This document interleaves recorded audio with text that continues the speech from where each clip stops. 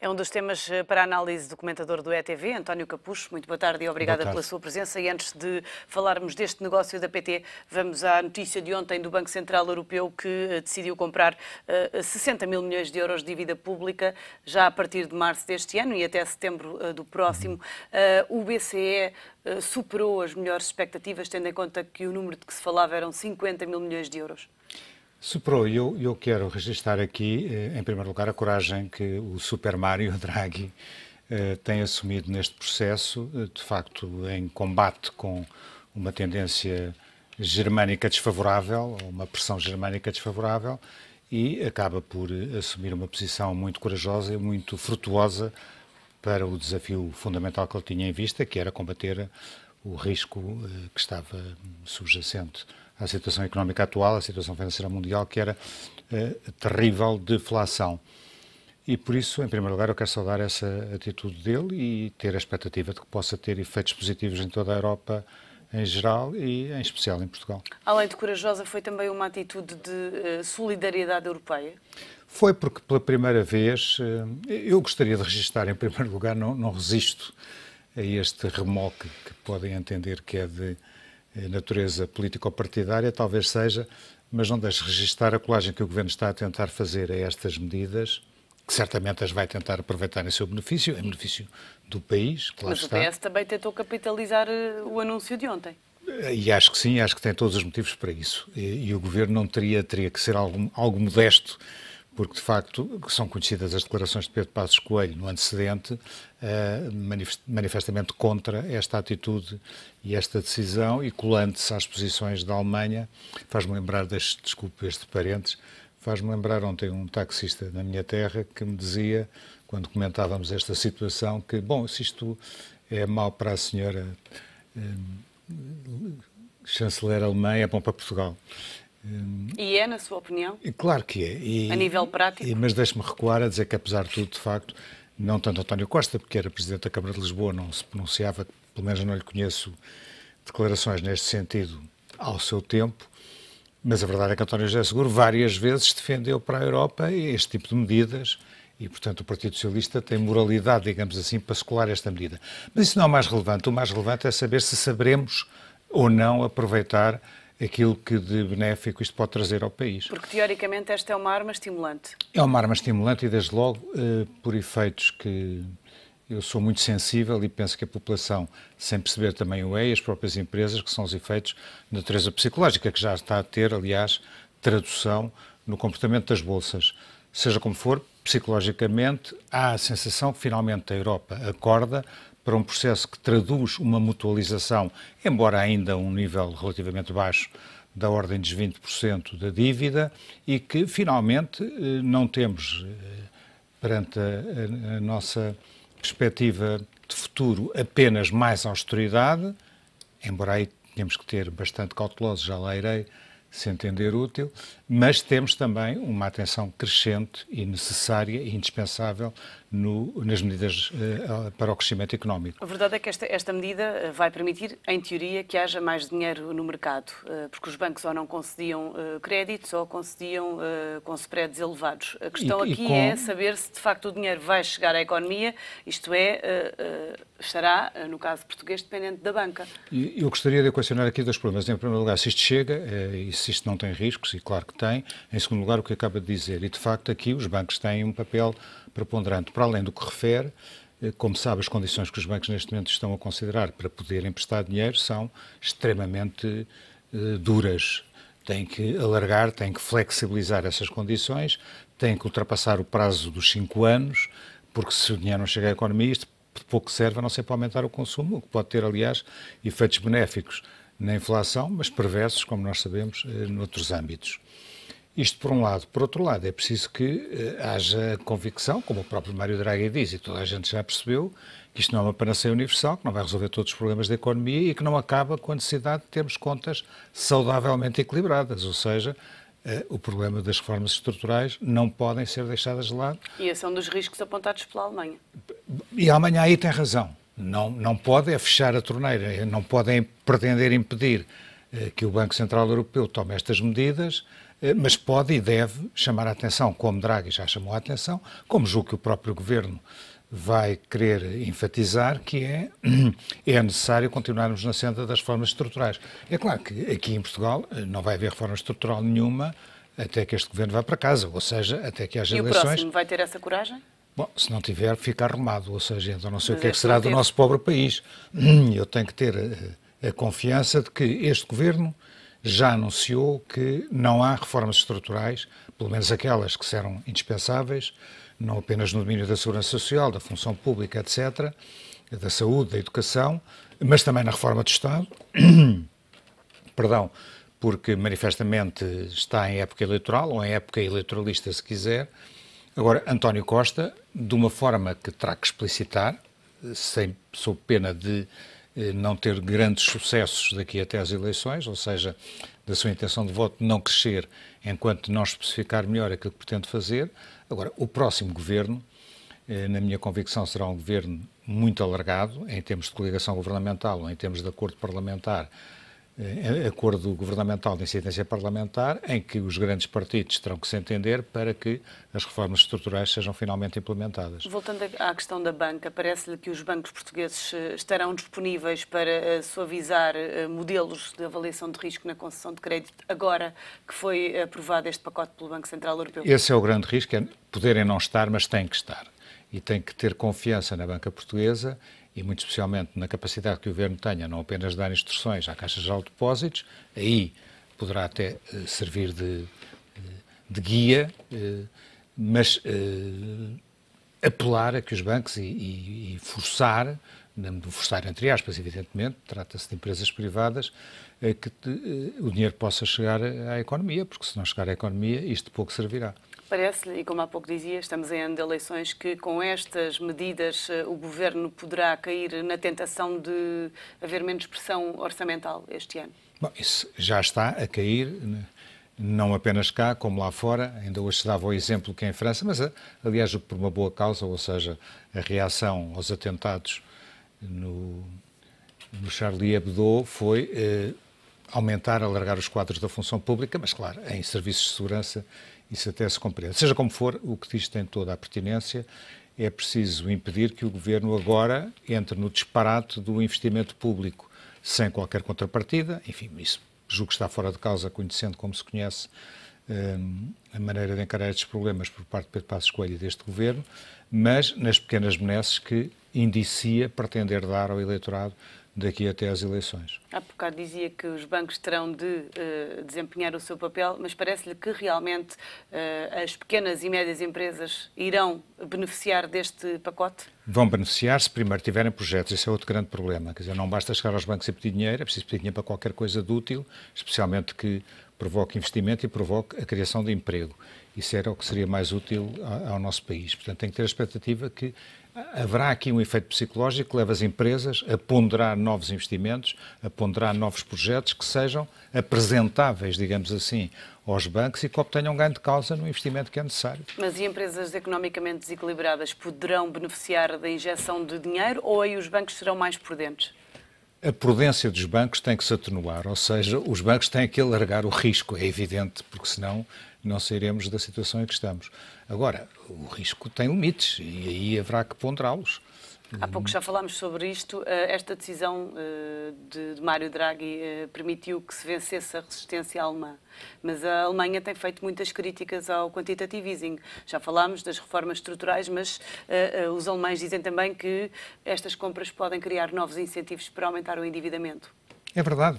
Ou seja, esta medida tem aspectos positivos e tem riscos subjacentes, já vimos quais são, mas, de facto, pondo no prato da balança, aquilo que eu tenho que constatar é o seguinte: era absolutamente indispensável esta bomba, digamos assim, para combater o grande risco da deflação e para combater o grande risco da situação em que se encontram, nomeadamente, os países periféricos.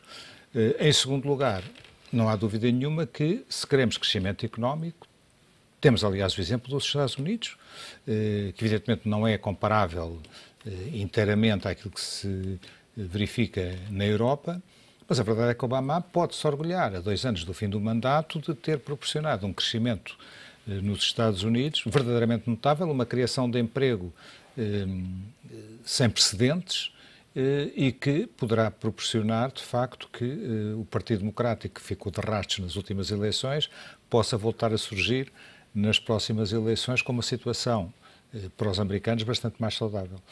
Mas esta solução não será suficiente? Não é suficiente se não houver algum cuidado, ou muito cuidado, continuar a haver cuidado com as contas públicas, se não houver uma vontade férrea de implementar as reformas estruturais.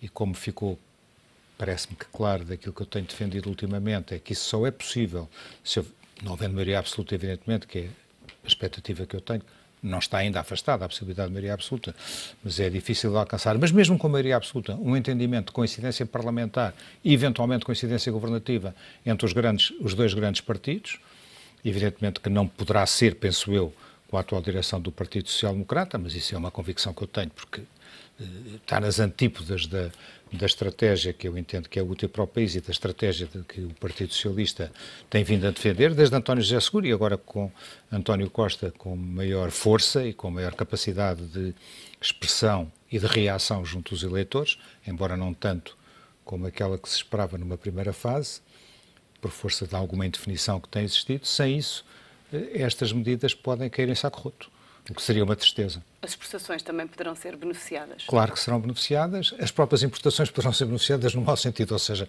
isto poderá conduzir a que haja uma diminuição das importações e, mais do que isso, é que o consumidor, e penso que o Governo devia fazer uma campanha séria nesse sentido, se virasse mais para o consumo nacional, para o consumo dos produtos nacionais e dos serviços nacionais, evitando as importações. Mas as exportações certamente serão beneficiadas. E os particulares parece-lhe que também vão conseguir ter mais crédito ou esta medida vai beneficiar essencialmente as empresas? Com prudência, o que eu teria maior interesse é que os particulares, o maior interesse, o que seria mais interessante para o país, é que pudesse haver maior desafogo para as famílias, sem dúvida, sem exageros, sem entrarem num endividamento estúpido, como aconteceu noutros tempos, em que os bancos sistematicamente distribuíam cartões de crédito como distribui aperitivos, e isso não pode acontecer, não deve acontecer, mas para além de um ligeiro crescimento do consumo, que é sempre saudável, no sentido também de proporcionar que a inflação se aproxime dos 2%, o que era essencial era que as empresas investissem, criassem postos de trabalho. Porque, para mim, o grande drama do país, para além de todas as situações negativas que temos, é a falta de emprego. Não é? Este anúncio do Banco Central Europeu é também histórico no sentido em que o BCE percebe que o seu papel não é apenas travar a inflação e Mário Draghi acaba por ir aqui um bocadinho além daquela que é a missão tradicional do Banco Central Europeu? É verdade, há aqui uma viragem nítida. Aliás, antecessores de Mário Draghi já vieram pôr algumas dúvidas em relação a estas medidas, mostrando bem que Draghi tem uma visão, penso eu, mais correta do problema. Portanto, vamos combater a deflação, mas vamos proporcionar medidas que promovam o crescimento económico. E esta posição leva a repensar um bocadinho o que é a política internacional e, nomeadamente, a força da Alemanha? Bom, eu tenho muitas dúvidas que com a atual mecânica, digamos assim, desta nossa Europa a 28, isso seja muito possível a curto prazo.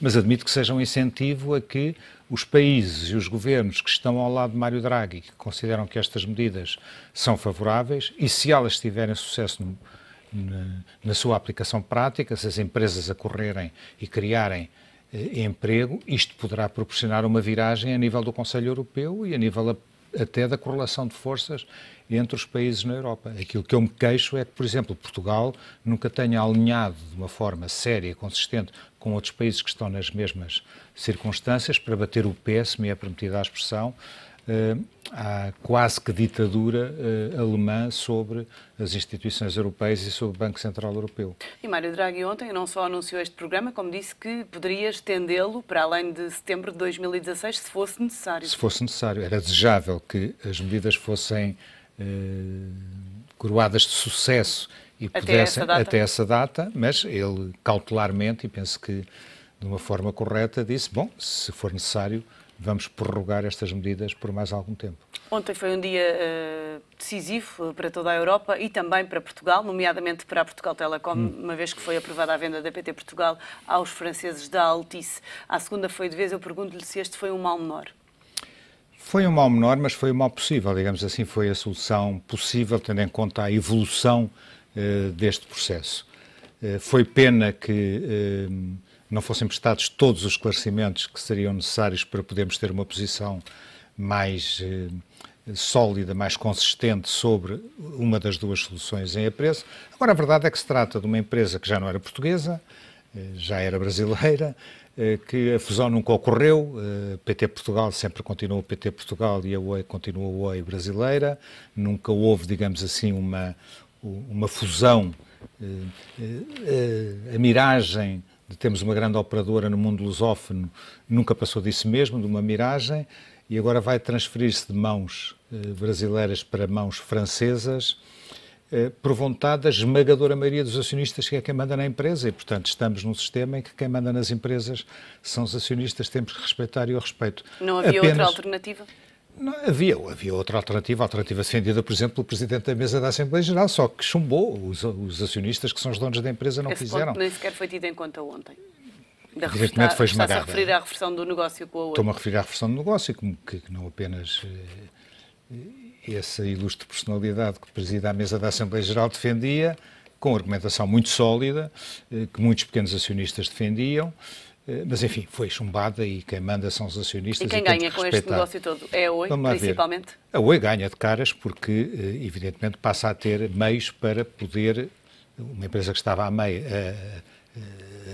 à beira do abismo, passa a ter meios para resolver a sua situação, ou pelo menos para aliviar a sua situação delicadíssima. E agora tenho que ter a esperança que a Altice possa atuar de uma forma correta em relação à PT Portugal. E era isso que eu lhe ia perguntar. O negócio com a Altice garante os melhores interesses da PT? Ou garante para já os interesses dos grandes acionistas, porque os pequenos já percebemos que perderam imenso com todo este negócio? Claro que perderam imenso com todo este negócio e que os grandes acionistas parece que esta solução é aquela que mais lhes agrada, por isso votaram. Eu gostaria muito que a PT-SGPS conseguisse exercer o direito de opção sobre os 20% que ficam à disposição dela. PT-SGPS. Isso seria, digamos que assim, uma janela de influência que Portugal e os interesses portugueses pudessem ser melhor defendidos no seio de uma empresa que agora vai ser uma empresa afrancesada. A Altice diz que é uma excelente notícia, estou a citar, claro, e que todos saem a ganhar, prometeu inovação e investimento na empresa, mas a verdade é que a Altice teve que emitir dívida para conseguir comprar a PT Portugal. Eu pergunto-lhe se espera que a Altice cumpra as promessas que fez. Tem que ter essa esperança, quer dizer, porque a razão é que eu hei de duvidar da Altice. Sei que há antecedentes que não são excepcionalmente favoráveis a ter um otimismo deslumbrante aqui, mas a verdade é esta, é que tem que ter essa expectativa e insisto muito nesta questão dos 20%, porque apesar de tudo, como eu era defensor... Não dão grande margem de manobra. Não dão grande margem de manobra, mas dão um droit de regard, agora para falar francês, dão um direito de acompanhamento mais sério aos interesses portugueses e aos interesses da PT-SGPS e, enfim, aos interesses dos grandes acionistas portugueses. O que é que acontece à posição da PT em Portugal? Bom, não sei, veremos. Podemos assistir a despedimentos? Bom, muito se tem falado nisso. Isso aí, seja na TAP, seja aqui, seja no Estado, evidentemente que a sombra dos despedimentos assusta-nos a todos. Mas agora estamos a falar, até aqui temos especulado sobre um negócio que poderia ou não acontecer e agora estamos a falar de um facto. O negócio não aconteceu. É um negócio de um facto e de uma legislação portuguesa que permite despedimentos dentro de determinadas limitações. E eu não sou ingênuo para ignorar que a Altice, se isso for obrigado, entre aspas, ou seja, se em termos de gestão entender que vai ter que passar por uma reestruturação... E a avaliar pelo historial da empresa? Pode não ser uma inevitabilidade, como acontecerá na TAP, como acontece na função pública, como disse a Sra. Ministra das Finanças, que já admitiu 20 mil funcionários irem para o olho da rua. Assim sem mais nada, não é? A inovação é o mais importante para Portugal?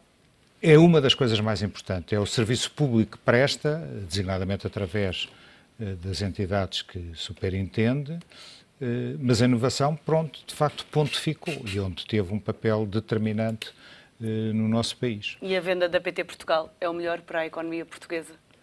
Não, eu acho que o ideal para a economia portuguesa e para o país teria sido manter a Golden Share na PT, mas isso não foi possível, não é? Passou à história. E foi o governo PS que quis acabar com a Golden Share. Pois foi. Mas fez mal, na sua opinião? Eu acho que fez muito mal, mas quem o acabou foi este governo. António Capucho, muito obrigada pela sua presença e análise nesta edição das 12 e até para a semana.